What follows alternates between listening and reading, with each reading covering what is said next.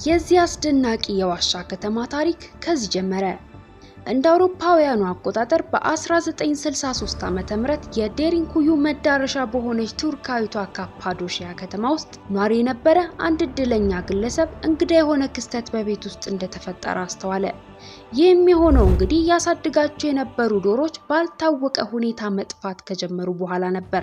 ከዛም ግለሰቡ ዶሮቹን በሚያሳድግበት ክፍል ግድግዳ በኩል ባለ ስንጥቅ በመሰለ አነስተኛ ክፍተት ውስጥ አልፈው እየጠፉ እንደሆነ ቢገምትም ምክንያቱ ይሄ ከነበረ ግን ለምን ከግድግዳው ጀርባ ድምጻቸውን ሊሰማ እንዳልቻለና ዶሮቹ ሲርባቸው ወደ ቤቱ መመለስ ቢኖርባቸውም ሳይመለሱ የቀሩበትን ምክንያት ማጤን ጀመረ። በኋላም መልስ እንደሚያገኝ በማመን ዶሮቹን የሚያረባበትን ቤት ግድግዳ ሲያፈርስ ከግድግዳው ጀርባ ያገኘው ከዚህ በፊት የማያውቀው ድብቅ ዋሻ በእጅጉ አስደነገጠው።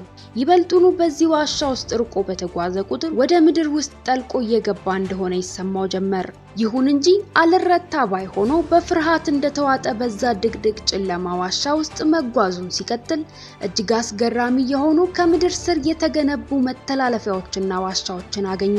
ጉዞውን ቢቀጥል ዳግመኛ ላይ መለስ በዛ ዋሻ ውስጥ ጠፍቶ ሊቀር እንደሚችል ተረድቶ በመጣበት መንገድ ተመለሰና ወዲያውኑ ለአገሪቱ የሕግ ኃላፊዎች አሳውቆ በተመራማሪዎች ቡድን እንደታጀበ ወደ ታሪካዊ ቤቱ ተመለሰ።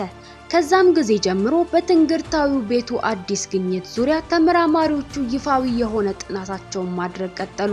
የሚያገኟቸውም አስገራሚ ያሏቸውም የዋሻው ክፍሎች ሁሉ የሰፊውና ብዙ ታሪክን የያዘው ዋሻ ግዛት በጣም ጥቂቶቹ የአገዛዙ ጅማሮች ነበሩ። በሀገረ ቱርክ የምትገኘው ካፓዶሺያ ከተማ እጅግ አስደናቂ የሆኑ ታሪኮችን ስለያዘች ከሁሉም የዓለማችን ክፍል ቱሪስቶችና ፎቶግራፈሮች ወደ ቱርክ ይነጉዳሉ። እናንተ የተወደዳችሁ ተመልካቾቼ ግን ባላችሁበት እንዳላችሁ በመሬት ስር ስለተዘረጋው ሰፊ ጥንታዊ ከተማ እጅን በአፍ ስለሚያስጭኑ ጉዳዮቹና ስለ ሳይንቲስቶቹ ጥናታዊ ጉዞ አንድ በአንድ ልነግራችሁ ነው። ከመሬት በታች ከ83.8 ሜትር በላይ ጠልቀው ብዙ የዋሻ ወለሎችን አልፎ በመግባት ጥናታቸውን አጠናከሩ። እናም በሚያስደንቅ ሁኔታ ይህ ሰፊ ዋሻ የጠፋው የቀድሞ ስልጣኔ አካል ሆኖ በታቀደለት ሁኔታ ለተለየ ዓላማ የተሰራ ቦታ ነው። መተላለፊያ መንገዶች፣ ደረጃዎች፣ የመገናኛ ስፍራዎችና ትምህርት ቤቶች ሁሉ ያሉት ሲሆን ይበልጡኑ ቤተ መቅደሶችና ለነጋዴዎች ደግሞ ወይን ማምረቻና ማከማቻን ቦታ ተሟልቶለታል።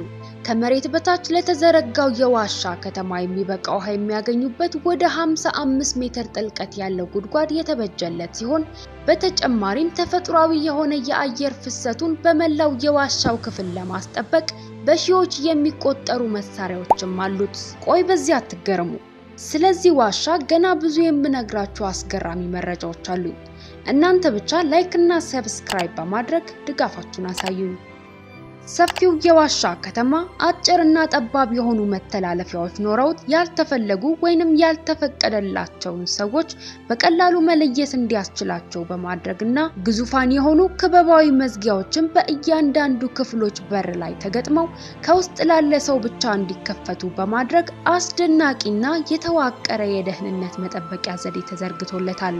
እናም አንድ ግለሰብ እንደ ቀልድ ያገኘው ይህ ድንቅ ዋሻ የዴሪንኩዩ የምድር ውስጥ ከተማ ተብሎ ተሰየመ። ሳይንቲስቶቹ ባደረጉት ጥናት መሰረት የዴሪንኩዩ ዋሻ በሆነ ጊዜ እስከ 20 ሺህ የሚሆኑ ሰዎችን በጊዜያዊነት ያስተዳድር የነበረ ከተማ መሆኑ ቢረጋገጥም ከተማውን ማን እንደገነባው አያውቁም ነበርና አሁንም ጥናታቸውን ቀጠሉ። ካፓዶሺያ የተባለችው ክልል በአውሮፓና በመካከለኛው ምስራቅ እንዲሁም በኤዥያ መካከል ያለች እንደ መተላለፊያ ድልድይ ናት። በመሆኑም በታሪክ ቆይታዋ ሁሉ ከኦሲሪያኖችና ከፐርሺያኖች ጀምሮ እስከ ግሪክና ሮማውያኖች ከዛም እስከ ኦቶማን ኢምፓየር ባሉት ጊዜያት የዛሬዋ ካፓዶሺያ ክልል ያለማቋረጥ ግጭትና ጦርነትን ታስተናግድ የነበረች ከተማ ናት። ስለዚህ ተመራማሪዎቹ ይህን ታሪክ ምክንያት በማድረግ የዴሪንኩዩ የምድር ውስጥ ከተማ ከውጫውያን የቅኝ ግዦች ራሳቸውን የሚደብቁበት ጊዜያዊ የሆነ መጠለያ ሊሆን ይችላል ብለው አሰቡ። በከተማ ውስጥ በጥንታውያኑ የክርስትና እምነት ተከታዮች የተተወ ዋሻው ከሃይማኖቱ ተቃዋሚ ጨፍጫፊዎች ለመደበቂያነት ያገለግል የነበረ እንደሆነ ከዛም የዋሻው ነዋሪዎች የጭፍጨፋው ዘመን ሲያበቃ ከ780 እስከ 1188 ዓመተ ምህረት ባሉት ጊዜያት ውስጥ ከዋሻው ከተማቸው መውጣታቸውን የሚያሳይ አርኪኦሎጂያዊ ማስረጃ ሳይንቲስቶቹ አገኙ።